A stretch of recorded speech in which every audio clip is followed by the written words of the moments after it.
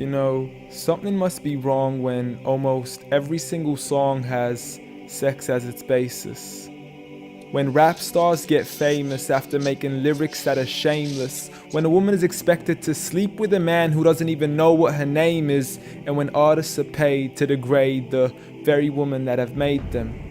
To the point they are nothing more than pieces of plastic that we can dispose of once they are no longer attractive. It's sickening and sadistic that this world's become so misogynistic. And you can call me unrealistic, but just listen to the statistics. 7 in 10 men view porn while over 75 million are addicted. 68 million requests a day for pornographic pictures, making 1 in 4 searches sexually related. It's like nobody even knew she existed until she got naked, degraded and abused over and over again just to gain millions of views. It's a shame we've subdued to a definition of beauty which is so misconstrued. As we judge each other's looks off of Facebook likes, Instagram pictures to filter off what we really look like. See, we are so obsessed with our outside, we have slowly lost sight of who we really are in real life.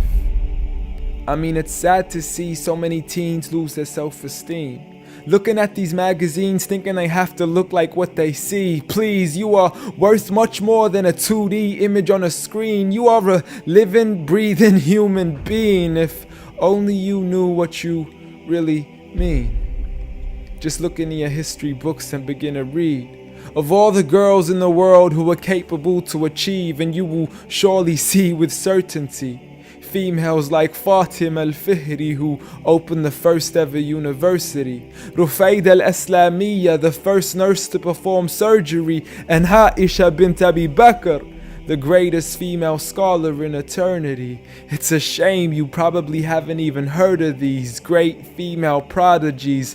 Honestly, we don't need to give up our modesty in order to be successful. For you are worth much more than a commodity that is sexual. You have so much more potential if only you knew your worth.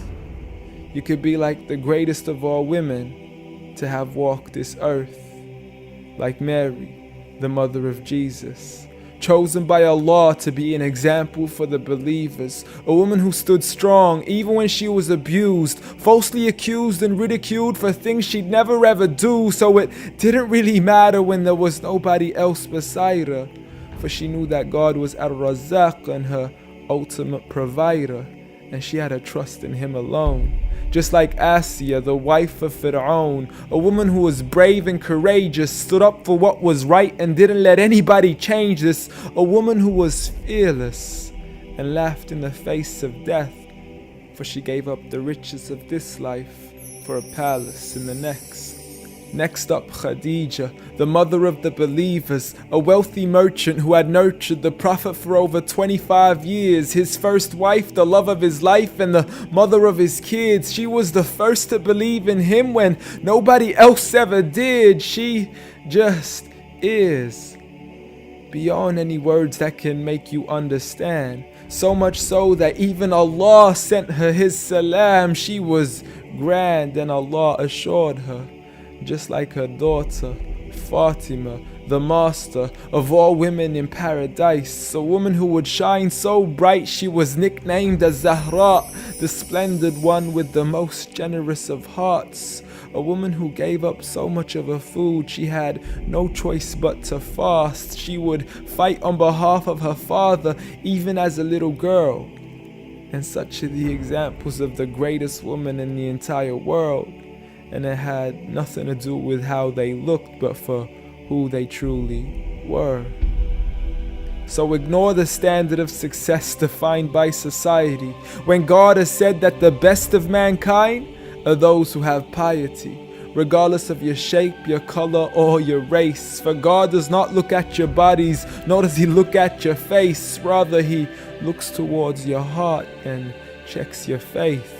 So at the end of the day, it doesn't matter what the people say or who they think you are, when you could be like the greatest of all women in the eyes of Allah. The greatest woman